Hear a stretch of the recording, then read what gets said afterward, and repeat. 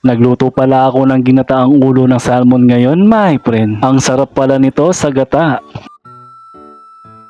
What's up, my friend? 97 days na lang, magpapasko na, my friend. Kaya shoutout sa mga kapatid ko. Tagaytay naman tayo. Magpaparamdam lang.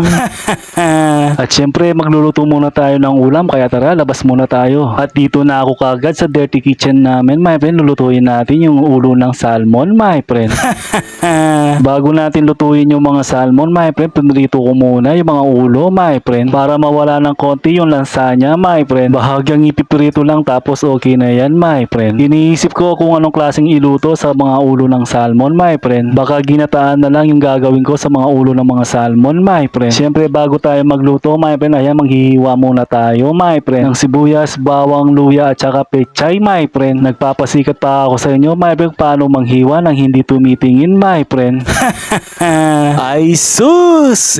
Chos lang. Kung iisipin nyo, lagi lang ako nasa bahay at nagluluto, my friend. Yung nanay ko kasi yung namamalengke lagi, my friend, kaya ako na lang yung nagluluto, my friend. Pag bumibili kami kaagad sa mga renderya o lutong ulam, my friend, minsan matabang, minsan maalat, minsan sobrang tigas, kailangan mo munang hintayin ng 3 araw bago lumambot yung karne. Hindi nyo ba napapansin yon, mga friend?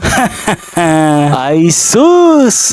Chos lang. Pagkatapos ko palang igisa yung ulo ng mga salmon, my friend, nilagyan ko ng paminta at saka ng pampalasa, my friend. Tapos konting suka lang, pakukuluyin natin yung mga ulo ng mga salmon, my friend. Nilagay ko na yung gata, yung nasa sachet, my friend. Tapos yung gulay natin na pechay at saka ng siling green, my friend. Ihahalo ko muna ng konti, my friend. Tapos tatakpan natin ulit, my friend. Konting kulo lang sa mga gulay natin, my friend. Malambot na kagad dyan, my friend. Binabantayan ko lagi yung niluto ko, my friend. Baka kasi masunog, my friend. Nung isang araw kasi nagluto ako ng adobo, my friend. Naiwan ko, ayun. Nawala yung sarsa ng adobo ko, my friend. Naging mantika na lang yung sarsa niya, my friend. Ay sus! Chos lang. Kaya masarap magluto na lang sa bahay, my friend. Natatansya mo yung lambot at saka yung sarap niya, my friend. Yun nga lang, nakakapagod pagkatapos mo magluto, my friend. Yung mga kinalat mo sa lababo, my friend, ikaw yung maglilinis. At tinikman ko na yung ginataang ulo ng salmon, my friend. Sigurado luto na to, my friend. At ito na yung niluto kong ginataang ulo ng salmon, my friend. At syempre may kanin tayo dito para matikman na din yung niluto ko, my friend.